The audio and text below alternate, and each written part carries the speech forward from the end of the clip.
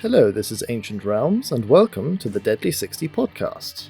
Presented by naturalist and explorer Steve Backshaw, Deadly 60 was and is one of my favourite shows, and I watched it every time on TV growing up, and I'm delighted to be able to go through the episodes and talk through some of the highlights and animal encounters that Steve Backshaw brings to it. The main series started in 2009 and is still going to this day, so there's plenty of episodes to dive into. But I won't be alone on this mission. Coming with me every step of the way on this journey is my esteemed guest, the Cobra Effect. Why don't you introduce yourself? Oh, am I esteemed, am I? You are esteemed. Hi, I'm Dylan. I'm a wildlife ecologist, and if you don't feel like you've had enough of awesome wildlife from today's podcast, you can find me on YouTube and Instagram over at The Cobra Effect. Sounds like a good place to go. I'll be checking out your videos again, because you've got some good content now. Oh, well, thank you. So, of course, Deadly 60 has one of the most banger theme songs ever. Sorry, I'm just not used to hearing you say the word banger. Yeah, well, it's a very good theme, and it works perfectly for the upbeat energy of the show. It does. Well, should we just get stuck in? Yes, let's go.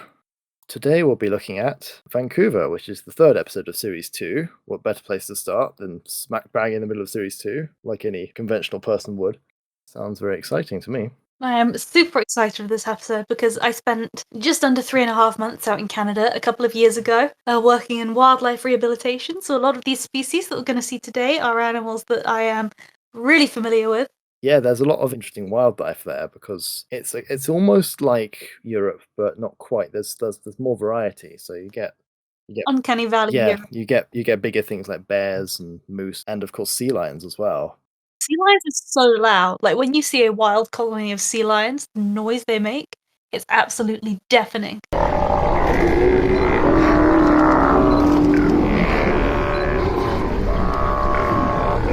Yeah, they are pretty intense animals. Okay, so without further ado, let's go to Canada, to British Columbia, to Vancouver. This is the skull of a mink. That's in the weasel family, and they've got huge canine teeth. I was going to say I never realised mink skulls were so tiny, but actually, I think that's about how big I thought they were. It just looks so much smaller next to all the others. Yeah, they're a cunning little predator in their own right, and of course they're invasive to the UK, but they are absolutely dwarfed by some of the other carnivore species in Canada. Mink are fantastic. Are they on the Deadly 60? Because I feel like they've earned a place on the Deadly 60. I don't think they are. I don't think he ever covers them in America, and the ones when he's in the UK, he doesn't talk about them either, so maybe they're not. We're being shown a selection of carnivorous animal skulls, ranging from the mink to polar bears and grizzly bears. They're all pretty intimidating when you look at them like that. Although worth mentioning that bears are very much omnivores and don't actually eat all that much meat. That is true. That is Tell true. that, look at the dentition here. You can see the different actually, that's probably a polar bear, isn't it? The teeth are quite Well, sharp. the polar bear is the exception, where they're mainly carnivorous. Well, the other 7 species of bear are more omnivorous, especially, of course, the panda. So now we're being shown this enormous skull, which could only be attributed to a certain pinniped. This is the Steller's sea lion, which is the largest of all the sea lions. They have some quite impressive sexual dimorphism, actually. I noticed that with the colony I watched. You can really tell the difference between the males and females just based on size. I suppose that's part of the reason why they're called sea lions, because the males look like they have this big mane around their necks. They're much bulkier in appearance as well. Of course, they're much more aggressive. Yeah, we had a few fairly good-sized males swim over to our boat and swim underneath us to check us out, and I can tell you my heart was racing a little bit at being in such close proximity to those sea lions. Well, yeah, something that large, you don't know what it's going to do. They're quite unpredictable, I think. So I've been up close with California sea lions when I used to work as a zookeeper. yeah, they're much smaller, aren't they? They didn't feel small being up close to them, but you have a certain amount of confidence from knowing that these are animals that are born and bred in captivity, that have been trained to allow people close, so they're exhibiting very specific behaviours in response to a trainer. It's just something else entirely, seeing one out in the wild like that. Well, yeah, typically the Californian species is more widely exhibited in captivity because it's smaller, and if you had to try and keep something like a Steller's sea lion, it would be much more difficult, I think, because they're so much bigger. Oh, I like Steve's beanie. He's got a mammoth emblem on his beanie. Is mammoth not an outdoor brand, as well as obviously an extinct proboscidean? I maybe it is, yeah. I don't know. Steve is incredibly confident with what he does, and he's going straight in the water to meet the sea lions face to face. What's worth noting here as well is you might recognize some of the music playing in this part of the episode, and that's because it's also used in Prehistoric Park, because that's part of the production music, and it plays a few times in Deadly 60, which is quite funny. Prehistoric Park isn't BBC, right? That was ITV. Yeah, so I think the composer, who is Daniel Pemberton, made it production music as well as it being part of the show of Prehistoric Park. So that's why you can sometimes hear some of the tracks in other TV shows, which feels so out of place. So when you say production music, what does that mean? So production music is the kind of background music that a lot of documentaries will use as like filler tracks to accentuate emotions and or play alongside sequences which need some tracks which sometimes aren't always composed specifically for the show. So there's a whole library online where you can go to and find all these tracks. Sometimes you can get lucky and even find tracks that played in Primeval, which is a favourite show of mine and Dylan's, of course. Primeval even features our friend here, the sea lion. Oh, that's true, yeah. I think that was at Whipsnade Zoo, so they must have been Californian. It's only when you see them so close to Steve Backshore that you appreciate how big they are, because these are really capable predators. And they're actually kind of having a lunge at him. They're very curious. So we're seeing some stock footage there of the sea lions swimming around, showing off their superb evolutionary adaptations to movement in the water. Oh, they're really having a go at him here. Yeah. Obviously, they wouldn't eat something as big as a human, but they're not afraid at all. Yeah, and you can imagine they could do a lot of damage. Yeah, they've got some very sharp teeth. They're listed as Category 1 in UK zoos. Category 1 is a listing that denotes a dangerous animal. So sea lions are up there with like big cats, wolves, species like that. I always find it so funny that giant anteaters are also category 1. They actually. Yeah. Yeah, so are porcupines, except now they have subdivided Category 1. So there's like Okay. high level, proper dangerous Category 1s, and then animals that could do you some damage. As opposed to these things will kill you if they go near you. Yeah, like if a porcupine gets out, you're having a bit of a panic. If a lion gets out, you're having a bad day. That's worth remembering. So Deadly 60 obviously showcases a lot of big animals like this all the time, and it's great to be able to see them so up close like this with a presenter as well, so that they don't shy away from showing capable hunters, or even herbivores can be like this as well when they show animals like this. So incredibly acrobatic.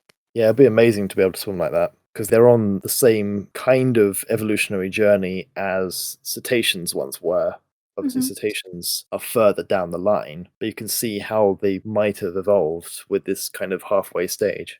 So the Steller sea lion makes it onto the Deadly 60. Of course, by now it's past 60 because Series 1 would have had 60, and this is Series 2, so they just keep going. Well, Deadly 120 doesn't have quite the same ring to it, does it? Not really. And this is one of the great aspects of filming wildlife. You never know what you're going to find. So they've just encountered a small pod of killer whales next to the shore, and they're actively hunting one of the sea lions that he just put on the list.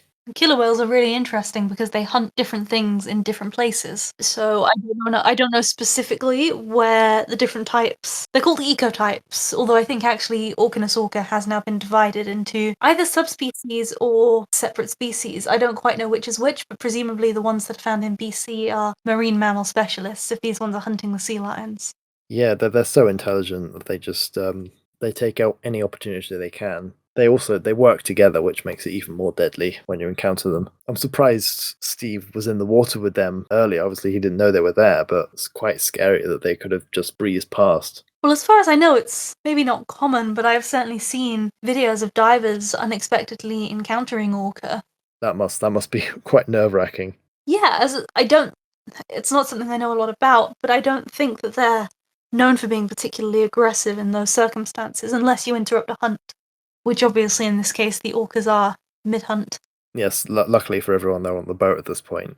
But they're doing some very interesting behaviour where they're spy hopping, where they stick their whole front of their body out of the water to look at what's around. They're absolutely ruthless predators. I think there was a documented case of them encountering a great white shark where they managed to overcome it by turning it upside down, which puts sharks into a sort of hypnotic trance in some cases, so they could finish it off. Well, I mean, have you heard the story of the killer whale's port and starboard? I don't think I have. They were two males. I believe they were found off the coast of South Africa, and they got their names because they were males and their fins drooped down, and each one had a drooping fin in the opposite direction. And that is something that can happen. It's known to happen in captivity when animals are unwell. But in port and starboard, that didn't seem to be the case. And these two killer whales, they were particularly famous for hunting great white sharks and eating the liver. So they're taking on one of the most dangerous animals in the ocean, just like that. That's amazing, really. Pretty deadly. Oh yeah. And of course, the only way you should be seeing them is in the wild. They shouldn't be in captivity. Somehow this sea lion is managing to outmaneuver them, though, which is incredible. So they use the water to their advantage a lot of the time. So they're trying to create ripples to disorientate the sea lion and try and flush it out into the open sea. Yeah, so the sea lion escaped. Sad day for the orca. Yes. It's all a bit anticlimactic, really. Yeah, well, I suppose it's a day in the life of a predator. Most of the time they don't succeed in their hunts. They must have been quite hungry if they were just going after that single sea lion.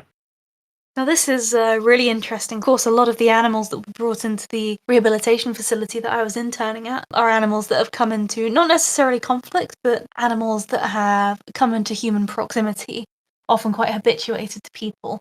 Yeah, it seems to be quite common across Canada, despite it being such a large country, that a lot of the native wildlife does encroach on the cities, especially things like black bears, which are common across the US as well. But that's the case all over the world, of course, with animals being displaced from their wild habitat, so they don't have a choice other to go into the human habitat, and then they inevitably come into conflict with the humans anyway. Absolutely iconic animal with those stripes. Yeah, couldn't be anything else but a striped skunk. Well, it's one of those animals you learn about when you're very young, that there's something to avoid. But of course, that's only in extreme cases that they actually pose a threat to anyone. Oh yeah, and as a general rule, they give plenty of warning of what they're going to do. Yeah, they're pretty docile animals when it comes down to it. It's quite cute. They like to stamp their feet as well to express their displeasure. And they'll, of course, stick their tail up and dance around and just make it really clear that they want you to go away long before they'll ever try to spray you. Absolutely. Have you seen the spotted skunk, which does a little handstand as a threat display? I haven't. I've heard of the spotted skunk, but I have not seen its threat display. I can't remember if that's in Deadly 60 or another show I watched, but it was very interesting to see because they're very different, the spotted skunks. They're quite a lot smaller, and yeah, they do little handstands. So now we're being shown a bit of stock footage again, it's clearly been staged, this stock footage, because of all the camera angles. Oh, there's a spotted skunk. It shows you how close in proximity the skunks and other native wildlife can come into contact with humans. And the spray really does smell bad. And this particular skunk is just roaming through the streets, which is quite funny. When I was in Canada, I didn't manage to spot any skunks or raccoons, but I did see a groundhog, which was quite interesting to observe, just on the side of like a park. I don't think I ever saw a groundhog, but we did have a very bold resident chipmunk. They're very characterful. It shows how much we lack all these kind of species in the UK because you just haven't got the same amount of variety. The mammal diversity in North America is so much bigger. Because we are a very small island here. Yeah, I mean, obviously there were more species before they were eradicated by humans, but yeah. Yeah, but I think it was mostly the larger predators. Yes. Is this the same animal? I would assume so. It seems very calm. One thing I do find fascinating is the sheer extent of city wildlife that you can find in Vancouver. Like, one of my favorite things about walking around was every so often you'd see a coyote aware sign in pockets of green space like Stanley Park. Yeah, Stanley Park had coyote warning signs all over the place, which was very kind of alien. Yeah, but I also I stayed in a hostel down in Jericho, and there was a little, I can't remember the name, but there was a little green space there, much smaller than Stanley Park, and that had coyote warning signs. Maybe that's like a relic population, or maybe they were just isolated there once the city was built around it. I'm not sure, but it's super interesting that you can just go to the city and see coyotes or beavers. There are beavers in Stanley Park. Yeah, there's a whole lake named Beaver after them, Lake? I think, isn't there? Yeah. Absolutely. So the skunk, nondescript species of skunk, although it was the striped skunk, has made it onto Deadly 60. Now, raccoons are pretty deadly in their own right, I have to say. Yeah, they can be quite aggressive, can't they? Yeah, you're telling me. So one of my favorite jobs in wildlife rehabilitation was raccoon restraint. We would get a lot of them being admitted, quite often in order to examine them, or depending on what we had to do, we would have to sedate them. And in order to sedate a wild raccoon, you need to hold the wild raccoon down. And the wild raccoon doesn't like that very much. So sometimes the raccoon decides it wants to take off your fingernail. Yeah, they have got some pretty sharp claws on them, haven't they? And teeth, they have incredible bite force. So the fingernail I lost, I was wearing fully reinforced bite gloves, and they were very good. Often the bite gloves would have holes in them. The raccoons could always find the holes with their teeth. It was like the special hidden talent that they all have. But this raccoon, the gloves didn't have holes. It was just the sheer force of the bite crushed my finger enough that the fingernail popped off.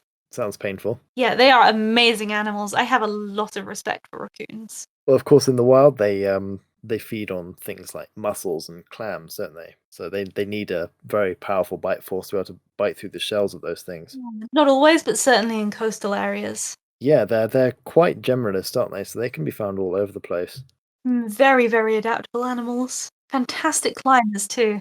They look very cuddly, but I don't think you'd want to cuddle one. No, another fun raccoon story. I had a group of raccoons that I was catching up for release, so we would go around trying to catch about, 6 or 7 raccoons from this big outdoor cage that they were in. And it was a wire cage, so of course they could climb up on the walls and even climb across the ceiling. And I was trying to grab this raccoon, and suddenly I felt something wet land on my face. Oh dear, And you can probably guess what happened. cheeky animals. Mhm. They know they can get away with this sort of thing. Oh yeah, but they're so cute, you just have to let them get away with it. Of course, of course.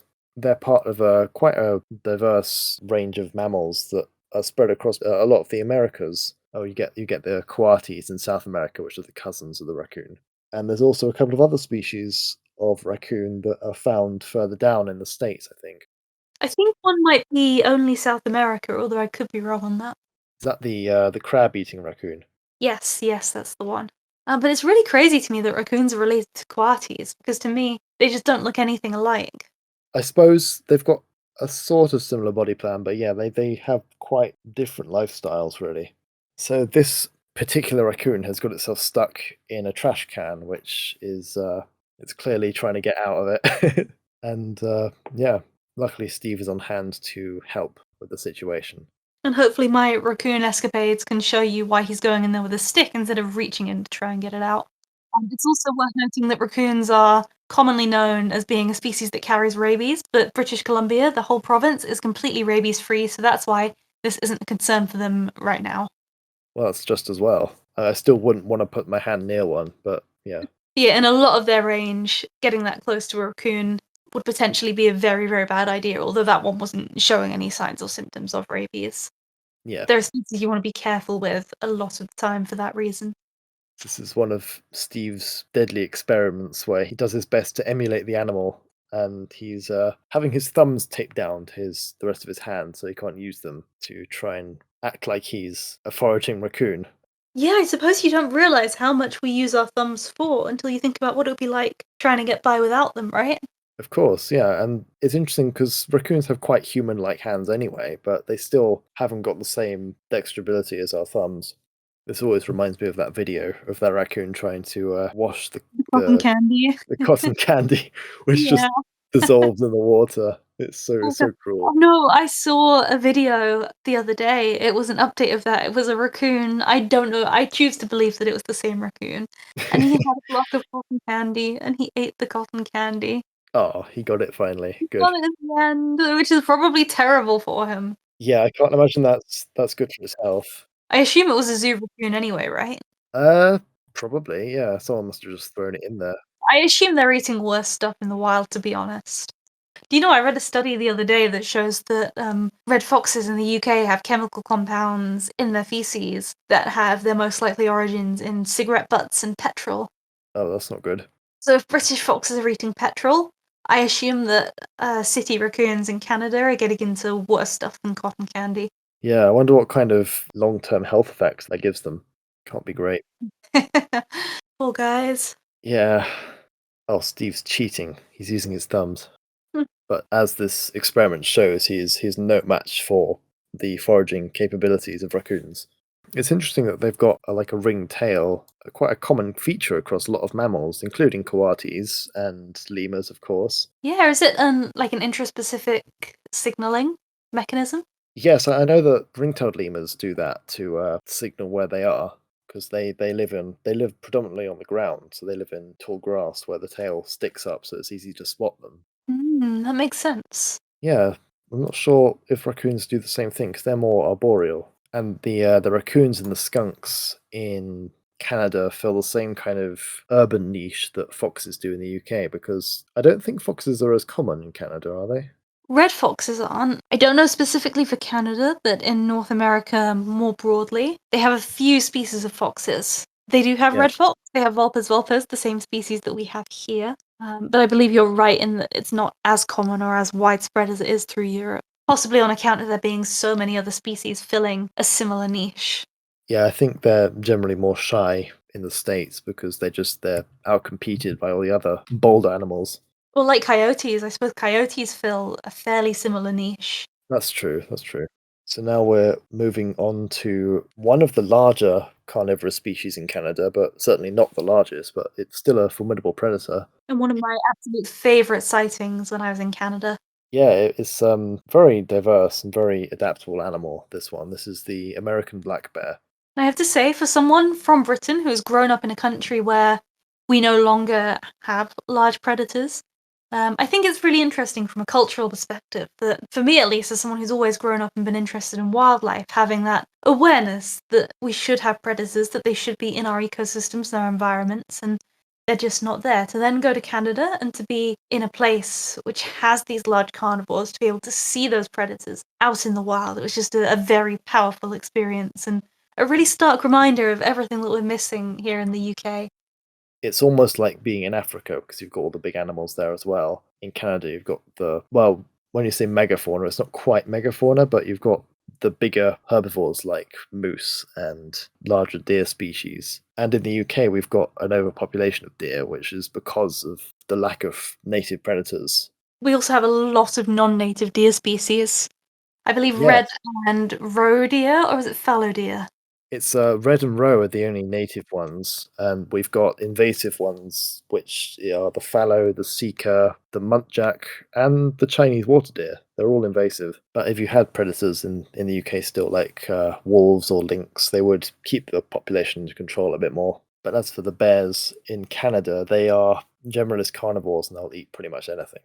Well, they're not even carnivores. Bears are omnivores. Yeah, that's true. That's true because they will just find what they can. They eat all sorts of things. They're such beautiful animals. Yeah, they are really nice. You know, when I was in Minocado Regional Park in British Columbia, we spent hours and hours hiking through this beautiful forest, and it was the kind of habitat where you're looking around and you're thinking, there should be bears there. Do you ever get that when you're looking for an animal and you look at the landscape and you're like, oh, this is just so perfect, you can almost picture that animal right there in front of you? Absolutely, yeah, yeah. We saw a lot of really cool wildlife. We saw like garter snakes, beavers, muskrat, absolutely incredible. And then it was at the very end of the day when we were walking down a road. I think it was a road that cut through part of the regional parks. There was woodland on either side, I think. But we were walking down this road and we get to a T junction. And down one end of that T junction, not all that far from us, actually. We were a lot closer than we should have been, just by virtue of the fact that it was a T-junction and it was suddenly right there. This beautiful female black bear just hanging out on the road, completely unbothered by us being there. Just imagine kind of living in that environment and seeing that, being around them and knowing they're there. And then the tree started rustling, and I think in the end we had like 5 cubs in Wow. front of us. There was another adult further down as well. And we were obviously like crazy, like, oh my god, this is the best thing we've ever seen. But we saw other people there and they were just not necessarily all that bothered. That's such a weird concept. It must be kind of a common thing for them to encounter. Yeah, like I wouldn't say they were uninterested, but obviously for us, this was insane. Yeah. Well, I think it's just because we come from a country which hasn't got these animals anymore, so it's always amazing to see that kind of thing. Yeah, for sure. I still get excited when I see hedgehogs or badgers or foxes around. Well, not only do we not have a whole lot of diversity in terms of our native fauna, We are also a very nature-depleted country. We have a lot of people in a very small space, and a lot of it is built up. And even a lot of what we would consider to be wild areas aren't truly wild. They're agricultural, and they're very, very intensively managed. So we don't have a whole lot of our wildlife. It's very much thin on the ground. So just seeing a hedgehog is really exciting for a lot of people here, I think. Absolutely, because they're so rare in the UK. They are actually relatively common in mainland Europe, but because, as you say, it's so densely populated in the UK with people that there's not enough habitat for them anymore. Oh, well, there's a lot of species like that, I think. Grass snakes, adders, harvest mice, even smooth snakes, which are incredibly rare in the UK. They're highly, highly protected. Yes. They're a really common species to encounter in mainland Europe, and they use a lot of habitats that they're just not using here in the UK, where they seem to be fully restricted to heathland. Yeah, I suppose they just don't get the chance to spread because their populations are so low. Well, that's quite apt. That bear was just next to a street sign that said Golden Bear Place, I think. So that's Yeah, it sent a bit of a shiver down my spine to be hiking in bear country and to see signs saying "Be bear aware" and listing tips on what to do if you encounter a bear. Because, I mean, to me, that is just so alien. yeah, you don't think about that because the UK is comparatively it's so much safer because there are no large predators and there's no natural disasters like earthquakes or anything. Yeah, I think there's something really, really special, really amazing about walking somewhere and just, I guess, knowing that you're not the most powerful animal out there. Yeah, it's a very kind of primal feeling, isn't it? I think it's important. I think that's something that we're lacking in the UK, and I think that is for the worse. I think we could all do with being a bit more frightened every now and then. It would be amazing to see more native animals come back to the UK. I know they are trying sort of tentatively with lynx introductions, Yes, reintroductions, there's been some really good results from the social feasibility work that they're doing in the northeast of England at the moment, which is very exciting. and the beaver reintroductions are going really well. Oh, yes. Yes, they are. We're likely to see more conflict with landowners. I mean, beavers right now they're fairly widespread in a lot of places, but they're existing in very low densities. When they start to reach that landscape carrying capacity, that's when we're going to see real change, and that's when things might start to get a bit more difficult for the beavers and for them coexisting with people. But for now, beaver reintroduction in the UK is going fantastically, and it's really exciting. That's good news. It's good news. If we could just have a teeny bit more.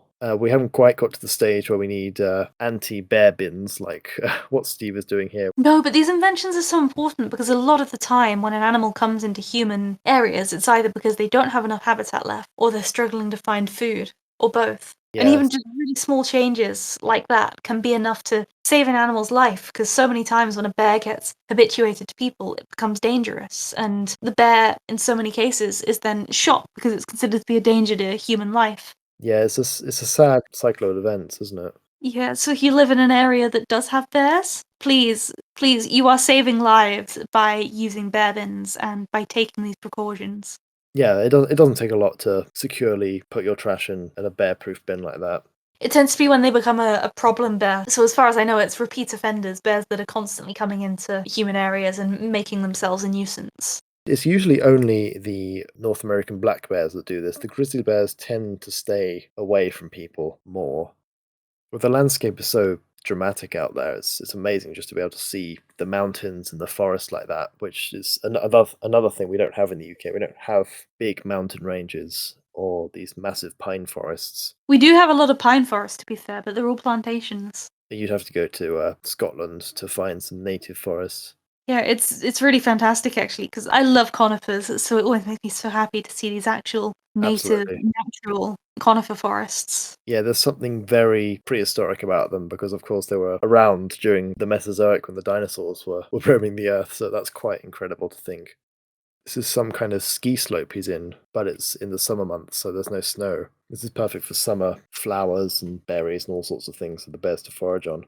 What's also interesting about North American black bears is, although they're called black bears, they can come in a range of colours. So they're mainly this kind of dark brown colour, but you can get like much lighter browns and even white black bears, which are known as commode bears. Those light brown bears are also known as cinnamon bears, which I think is really sweet. Yeah, that's a good name for them. And is this the species that inspired Teddy Roosevelt and the teddy bears? I'm pretty sure it was because There's not many. I think they're the most common species of bear in the United States. Brown bears, like grizzly bears, are much more restricted to parts of the northern states and more of Canada. So yes, I think this was the inspiration. So there you go. If you've ever slept with a teddy bear, you've indirectly got this species to thank. And this was also the species that inspired Winnie the Pooh from the individual that came to London Zoo. So I feel like we've actually spent a lot of this episode discussing animals from the UK, even though we're supposed to be focusing on Canada. And the reason for that is, for me, I've always been struck by the similarities between North American and European and United Kingdom wildlife. And to me, living here in the UK, Canada and North America is kind of like this really sad parallel of what we could be and what we could have, and we just don't, largely because of hunting. It's almost like what we did have at one point in history, but that's all long gone because of the a lot of the big species have been hunted to extinction in the UK, but there's not a very high chance of most of them coming back because of how densely populated we are. So on our next episode, we are going somewhere quite a bit warmer and quite a bit closer to the equator, with some very different wildlife to what we've seen here, and really different to anything else anywhere on Earth. Yeah, I think we couldn't go any further from where we were just now because it's such a different habitat, and it's an incredible place. And this, of course, is the island of Madagascar, just off the coast of Africa. A truly amazing place for any wildlife enthusiast. So that's all from us for now, but we will see you next time in Madagascar. See you there on the other side in Madagascar. Goodbye.